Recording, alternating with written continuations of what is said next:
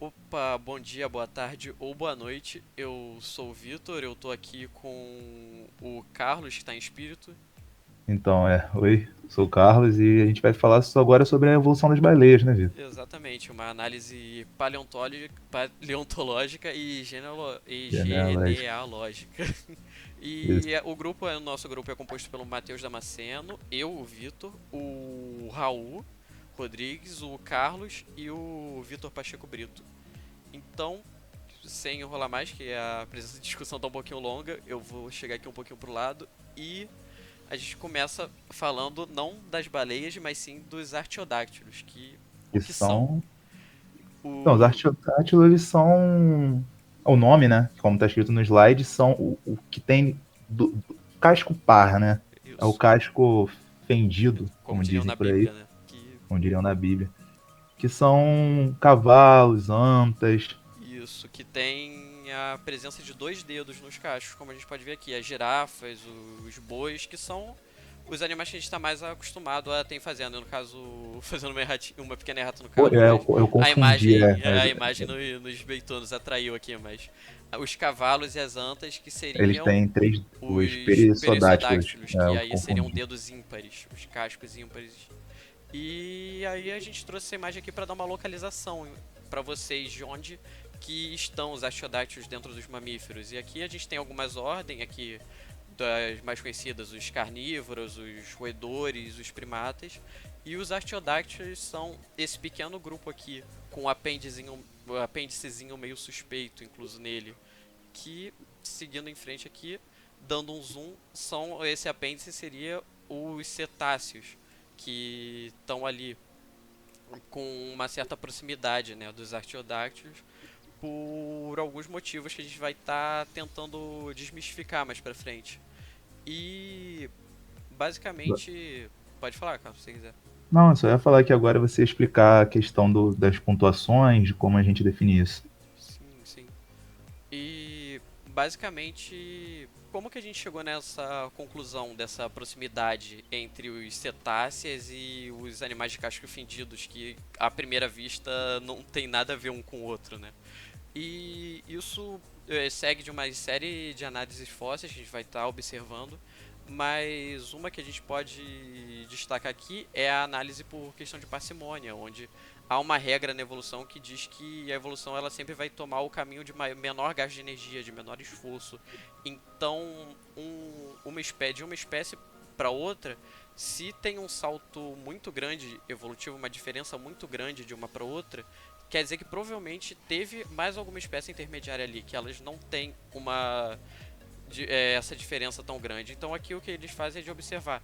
Quanto mais características em comum um grupo tem do outro, mais próximo eles ficam por análise de parcimônia. Aqui, se eu não me Exatamente. engano, ele analisa 27 características e, de acordo com a semelhança, elas pontuam mais de 5 a menos 5, que é uma pontuação que tira pontos se aquela característica ela for diferir muito uma da outra. E com essa análise a gente pode chegar nessa conjectura aqui, nessa forma de proximidade aqui, onde a gente pode ver a beluga próxima da baleia assassina e dos golfinhos, assim como a gente pode ter aqui a orca, né, se eu não me engano, próxima da Neobalancidae e assim por diante. Ah, e também a Mas distância da baleia azul pro golfinho, né? Tem toda essa sim, sim, diferença. sim. Tem toda um A degradê aqui de classificação. diferença. Não é algo, é algo mais criterioso do que a gente, é algo bem criterioso no caso. E seguindo aqui, a gente tem quem seria esse ancestral que liga os animais de casco fendido com as baleias que a gente tem hoje em dia. Primeiramente, os estudiosos, eles estavam pensando que pela baleia, pelo golfinho, serem carnívoros, eles derivavam de animais carnívoros, né? Como as lontras, as focas derivaram de animais carnívoros. Só Sim, que que são hoje, como a gente viu anteriormente, né, elas fazem parte até hoje do grupo carnívoro. Então a gente acreditava que a baleia vinha daí por conta do consumo de carne. consumo de carne. Então, Mas que continue.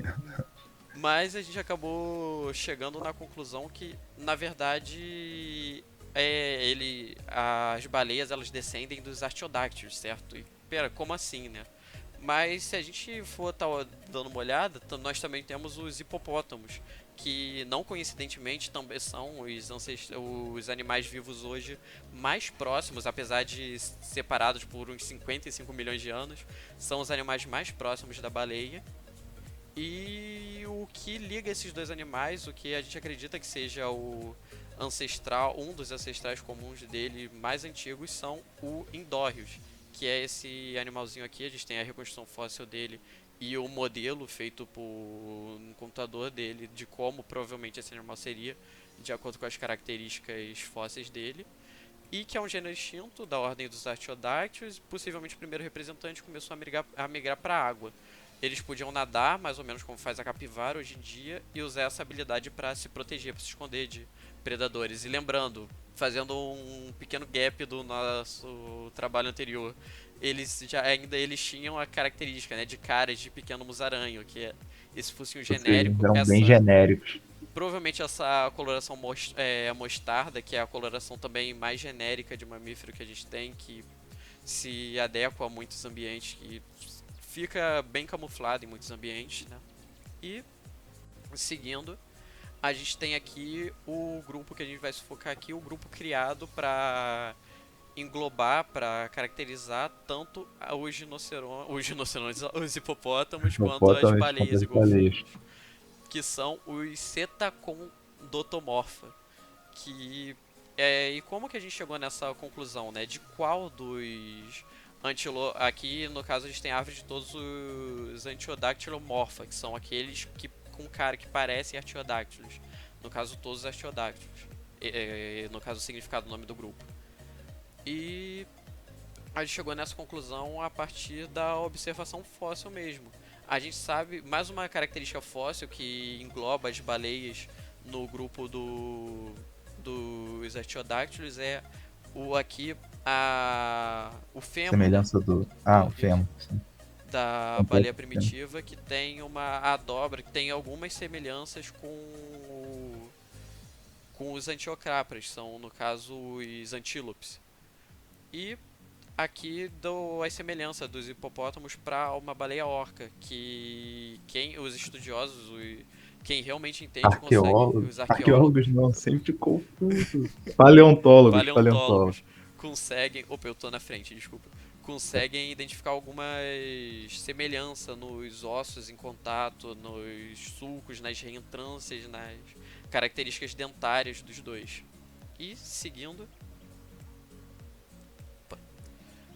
É, além aqui eu disso, pode falar. poderia falar também aqui, nossa imagem aqui no canto superior direito, a gente vê que ao longo de muitos anos, muitos anos, a evolução não acontece de forma. Não acontece de um dia para o outro. Uhum. O nariz, né, o focinho, ele foi migrando para cada vez mais para cima do crânio do animal, né? Isso. Nessa imagem aqui de cima a gente pode ver que isso acontece. Isso. E na de baixo também, Isso. o Vitor ele pode explicar sobre a convergência evolutiva entre o hipopótamo e o javali. Sim, sim. Tem essa questão, né, do focinho migrar para parte anterior, parte de trás da cabeça, já que é muito mais fácil de respirar, no caso, com, traz algumas vantagens na respiração, como a gente já observa, né, as baleias elas só levantam assim um pouquinho a cabeça para fora da água, já podem respirar e mergulhar novamente. E aqui a falar um pouquinho da se é coincidência ou parentesco, a tal da convergência evolutiva. Aqui porque por muito tempo a gente acreditou que naquele grupo lá dos hipopótamos e baleia, o javali também entrava, também tinha uma proximidade, porque ao fazer a análise fóssil do javali, ele parece muito com um hipopótamo. Porém, a importância do estudo não somente da análise fóssil, porque a partir do momento que nós tivemos a filogenética, no caso as análises gênicas do gene do javali, nós podemos perceber que ele ficava um pouquinho mais distante do hipopótamo. No caso, o hipopótamo ele é mais próximo da baleia do que dos javalis hoje. Javali. Enquanto por outro lado, os golfinhos eles não sofreram uma convergência, eles sofreram uma convergência, porém aqui já de diferença, já que a partir do momento que a gente faz a análise tanto fóssil quanto genética, eles realmente se parecem muito e realmente são parentes um do outro, tem um certo parentesco. E aqui a gente pode ver como desde lá do Indórios a gente tem o aparecimento de parede óssea e espessura no entorno do ouvido para eles ouvirem melhor embaixo da água. Aí já que no Ambuloceus a gente tem uma cauda mais forte, as pernas para melhorar no habitat marinho. A partir do momento que eles realmente ficam confortáveis com esse habitat, começam a passar cada vez mais tempo dentro da água. Aí a abertura nasal ela começa a mudar, a sofrer essa migração para a parte de trás da cabeça. A cauda achatada, as pernas muito curtas que melhoram para natação. O surgimento da ecolocalização, então mais um avanço auditivo. Aí a perda completa das pernas, a abertura nasal, ela chega à posição que está hoje em dia aqui, onde a gente já tem os micetos, os adultocetos, no caso os golfinhos e baleias. São E mais a parecidos com o que a gente tem atualmente, né? sim, sim, e os micetos com as barbatanas para filtragem. E essa questão da convergência é importante citar, e juntamente com a questão da parcimônia, que a gente falou anteriormente, do caminho de menor esforço, que é um dos motivos para a gente, por exemplo, não ter dragões, lagartos voadores hoje em dia. Porque o que a gente tem mais próximo disso seria os pterossauros, né? Que eles têm asas, eles têm os braços e o amparato para voar, porém o que aconteceu foi uma adaptação dos braços, assim como nos morcegos e nas aves. Os braços se adaptaram para voar, porque para você ter o surgimento de um novo membro na coluna vertebral, que no caso dos dragões eles teriam quatro patas e duas asas, então Duas eles asas. têm seis membros, como algo como um inseto tem, é um caminho que levaria muito mais tempo e muito mais improvável de acontecer, além do gasto energético enorme que sustentar seis membros e ainda voar com aquele peso todo provavelmente iria levar. Então tem uma Tanto série que de não aconteceu, características né? que impedem, tanto que não aconteceu. Tanto que não aconteceu. Mas aqui falar também o quanto isso é gradual, o quanto as mudanças grandes acontecem, mas o quanto elas demoram. Aqui algo que começou há 55 milhões de anos e foi chegar a ser concluído mais ou menos aqui há um pouquinho mais de 35. Então, O próximo levou. slide até mostra um pouquinho Sim, como sim. ocorre essa mudança de uma característica para outra, como eles vão se diferenciando, porque isso ocorre como se fosse uma forma, um degradê, né? Uhum. Não vai mudar de preto para branco de um dia para o outro. Ocorre aos poucos, algumas características minúsculas, né? Que ao longo do tempo acabam se diferenciando mais, mais e mais. Exatamente, a evolução ela não salta. Aqui, por exemplo, seria como acontece ao longo das gerações. Se a gente pegar e dar um zoom out, olhar, botar em fileira todos os ancestrais, assim, um ao lado do outro, a gente teria algo desse tipo, onde a gente não consegue ver onde some uma característica, onde some uma espécie e Onde onde começa a aparece outra outra. espécie. Seria algo como um degradê, assim, partindo do vermelho até o amarelo.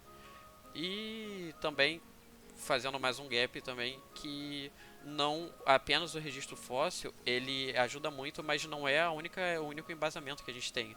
Hoje em dia todas essas evidências elas são muito bem embasadas, tanto no grande número de registros fósseis, o animal que a gente tem mais bem documentado em questão de registro fóssil são de fato as baleias. A gente tem muitos ossos, muitos passos de sua evolução, mas a gente também usa outros mecanismos, como a sistemática filogenética, a geologia, a A embriologia, biogeografia, a a genética, genética e a biogeografia, que foi o que a gente falou no no último último trabalho. trabalho, né, de como os mamíferos se dispersam. Por exemplo, você vai achar um fóssil no meio do Saara, numa região que nunca foi inundada, e falar, pô, é um fóssil de baleia. Não faz sentido, né? Como é que tinha uma baleia ali nadando no meio da areia? É, Então, tirando aquele caso da baleia que apareceu no meio do Amazonas, né? mas aqui a gente tem basicamente esse estudo que a gente tirou, ele faz uma análise em degraus, em qual espécie vai surgindo cada característica e onde a gente encontra ela, cada uma dessas características aqui na baleia hoje em dia. E os seus descendentes mais distantes, que também algumas características que se mantêm até hoje, que estão, no caso, apenas duas que estão presentes nos bois, nas vacas, e mais uma terceira que ele analisou que está presente até hoje nos hipopótamos.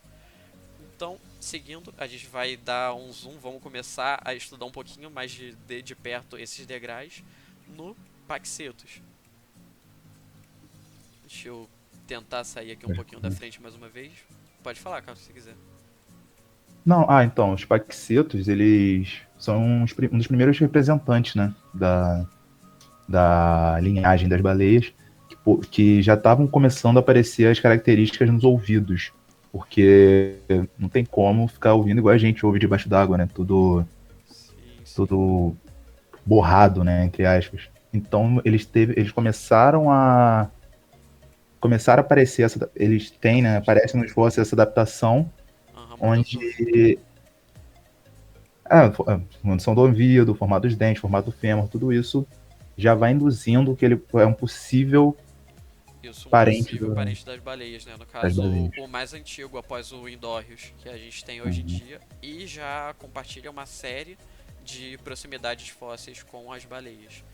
E seguindo aqui, a gente já passa pro Ambulacetus natans. Esse natans provavelmente por questão do hábito dele de natação, onde a gente já consegue identificar uma possível membrana entre os dedos. Aqui a gente não tem como ter certeza, mas pelo formato como se dispõe os fósseis na mão.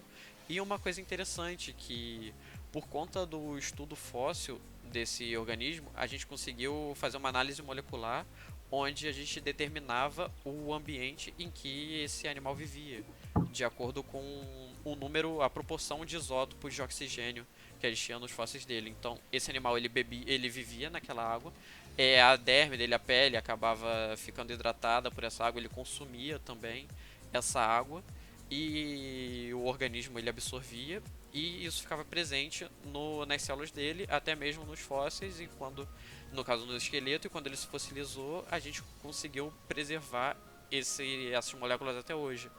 E a gente consegue diferenciar, no caso, a molécula de água que fica no mar, da que fica em rios e Mais no ambiente próximo. estuarino, na água salobra, por questão da proporção de oxigênio 18 e oxigênio 16, onde o oxigênio 18, o isótopo o oxigênio 18 presente na água, na molécula de água, ele é assim, ligeiramente mais pesado do que o oxigênio 16, com a diferença, né, de duas nem moléculas, de duas partículas. E quando então ele é mais provável de precipitar, certo, Carlos? De cair quando a chuva ocorre. Então, a nuvem se Exatamente. forma no oceano e no caminho dela pro continente vai chovendo. E Ou a seja, no primeira parte, continente. isso, a primeira parte a se desprender acaba tendo maior proporção de oxigênio 18 e quando chega no continente a chuva ela é ligeiramente mais rica em oxigênio 16. 16. Então, por essa proporção, a gente consegue determinar que tipo de água, que tipo de ambiente E o animal o dono desse fóssil vivia. E seguindo, a gente dá mais um passo aqui de alguns milhões de anos para 47,5 milhões de anos atrás. aqui a gente já pode perceber que as patas traseiras, né, elas já estão com desenvolvimento, elas estão mais específicas para o ambiente submarino. Sim, a Na cauda tá imagem do enrijecendo ainda Maya mais. Cetus, Sim, sim. pode ver os braços, né, da frente com modificação, Mas já está com mais, encurtecendo, né? Ficando mais curto. ficando mais curtos. E tem essa questão de que o Maiacetus Inus, que recebeu esse nome porque um dos fósseis que a gente encontrou dele tinha o Embrião. útero, né, perfeitamente preservado com a presença com o embrião lá dentro. E no caso esse nome, inclusive Maiacetus, Maia significa mãe em grego antigo. E aqui você pode, como a gente pode ver o feto em azul com a cabeça mais próxima do lado de fora do útero. Então, provavelmente esses animais eles nasciam da mesma forma que os mamíferos nascem, terrestres nascem hoje, no caso nós, com a cabeça primeiro, para depois o resto do corpo. O que não acontece nos animais marinhos, no caso no tanto em tubarões, que aí já é mais uma convergência evolutiva, não de questão de proximidade dos tubarões com as baleias, Uhum. e mais na questão de que os golfinhos e as baleias eles nascem com a cauda para fora para depois a cabeça. Então aqui provavelmente esses animais eles já estavam quase totalmente adaptados à vida Aqui marinha, eles porém davam eles a ainda luz. vinham para a terra, exatamente, eles davam a luz em terra. E vamos seguir mais um pouquinho, deixa eu Isso. mais uma vez sair Aí, da frente. aqui a gente já pode ver o Durudon, né? Que esse já tem muito mais cara de baleia do que o anterior. A gente Exatamente. pode perceber que a gente tem um número mais curto, né? Os membros superiores, ou seja, as barbatanas, né? Que anteriormente eram mãos, que agora a gente acho que pode chamar de barbatana, Sim, sim. Aqui ela deu são uma enrijecida, né? enrijeceram, ficaram mais parecidos com o que a gente conhece hoje. Já tem, elas passam até provavelmente a funcionalidade que elas têm hoje de servir como leme ali para controlar, para guiar a direção com a qual esse animal vai nadar. E também tem o alongamento da coluna vertebral, que é algo semelhante, análogo, mais uma convergência com o que acontece com as serpentes, que é algo que parece, o animal ele crescer, ele desce escada, parece um passo evolutivo muito longo, mas na verdade é algo muito Só que simples de não. acontecer, já que as vértebras elas vão surgindo, elas são feitas quando no embrião, no caso no feto, se desenvolvendo em questões de laços, elas são copiadas pelo código genético, então fazer uma vértebra e esse gene ele vai ser lido ali 20, 30 vezes, então é só mais esse gene na hora do animal ele ser criado, ele surge, ele nascer, esse gene ele se repete mais algumas vezes e o animal ele passa dessa esticada. Então é só uma Exatamente, não é um mutação. novo gene, né? Só Isso, uma isso. repetição, só lei do É, novo aqui, né? exatamente, é só uma mutação que faz o gene ser lido mais vezes. E seguindo, a gente pode dar um salto e chegar finalmente no que a gente tem hoje, que são os dois grandes grupos de baleia, conhecido como os misticetes e E os os odontocetes. odontocetes. E a O... principal diferença desses dois é que os misticetes, né? Uhum. Eles são as maiores baleias, né? Vamos falar de uma Sim, sim. forma mais esdrúxula, eles são as maiores baleias, que elas não têm dentes, não têm dentes como a gente pode ver em golfinhos, tudo isso. Elas trabalham com uma espécie de cerdas. Elas se alimentam através da filtração, né? E essas cerdas elas ajudam exatamente nessa parte da alimentação, onde elas funcionam como uma peneira, onde ela pega os crios e tudo isso, que são parte da alimentação da baleia. Agora você vai falar a parte do odotoceto? Posso falar, mas é basicamente isso, né? É até engraçado a gente pensar o maior animal vivo hoje se alimenta Se de alimenta dos crio, se menores, alimenta dos menores, dos de menores, né?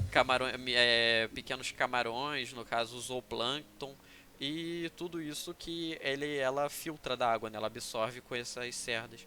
E um detalhe interessante que essa cerda que a gente tem como baleia em português, que é whale, em inglês, no caso, não é whey, no caso, não trigo nem a baleia, mas Uhum. é WALE, que é o nome de um tecido que era utilizado antigamente, que é muito semelhante com essas cerdas, no caso tem a mesma uma textura parecida.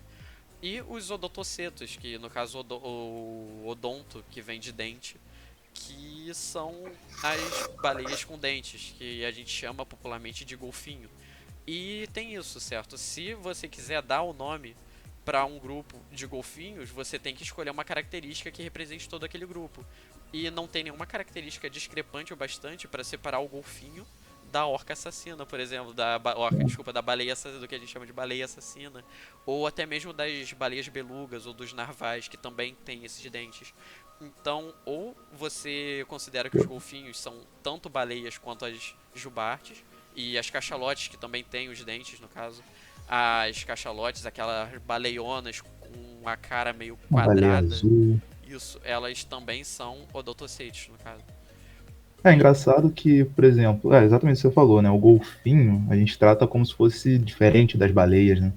uhum, Já a orca, apesar de ser um golfinho gigante, né? Um grande golfinho, elas são tratadas como baleia. Da mesma forma que a. Pô, eu sempre esqueço o nome dessa que tem o testão.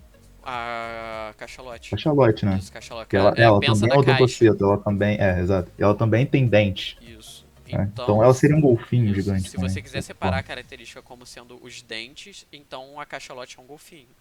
Sim. E, tipo, não tem nenhuma outra característica que difira tanto o grupo Misticete dos Odontocetes para você falar que até aqui é golfinho, opa, aqui na câmera, até aqui é golfinho e até aqui é baleia.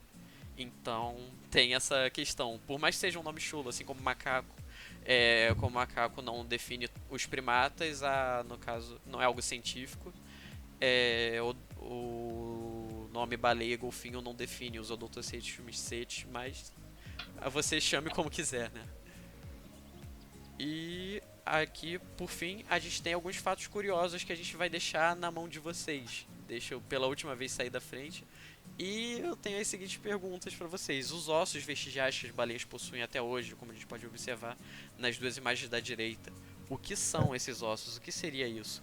Ó, na E imagem superior direita, né? Ali tem o A, B e o C. É o isso, C que o você tá que perguntando. seria esse osso C aqui, ou esse osso que está destacado aqui na imagem de baixo? E como as baleias ancestrais, e seus ancestrais, como a gente citou um pouquinho do ouvido do Endorreus lá atrás, como que esses animais eles escutam embaixo da água? A gente tem aqui algumas dicas fósseis deles e um modelo em inglês dando algumas dicas, mas a gente gostaria que vocês respondessem isso pra gente, tanto em cima das informações e dos fósseis que a gente mostrou aqui, mas caso achem nesse jogo necessário fazer algumas pesquisas. E quem quiser, a gente pode estar disponibilizando o material até para essa pesquisa. Na maioria dessas fontes aqui vocês encontram essas Contra a informações que a gente resposta. pesquisou, mas as fontes, os artigos e vídeos que a gente usou para estar, confeccionando todo esse material. Então, Carlos, quer se despedir? Ah, Quer falar alguma coisa? cara, eu acho que é basicamente isso que você falou. Então, só tenho que agradecer aí todo mundo que prestou atenção até agora, ouviu. Valeu pela atenção, galera. A gente vai se despedir aqui. O vídeo está ficando um pouquinho longo. Então, mais uma vez, bom dia, boa tarde ou boa noite, Boa dependendo da hora noite que você e estiver assistindo. E um abraço, né? muito E obrigado pela que atenção. um abraço virtual. Exato. Valeu. Valeu.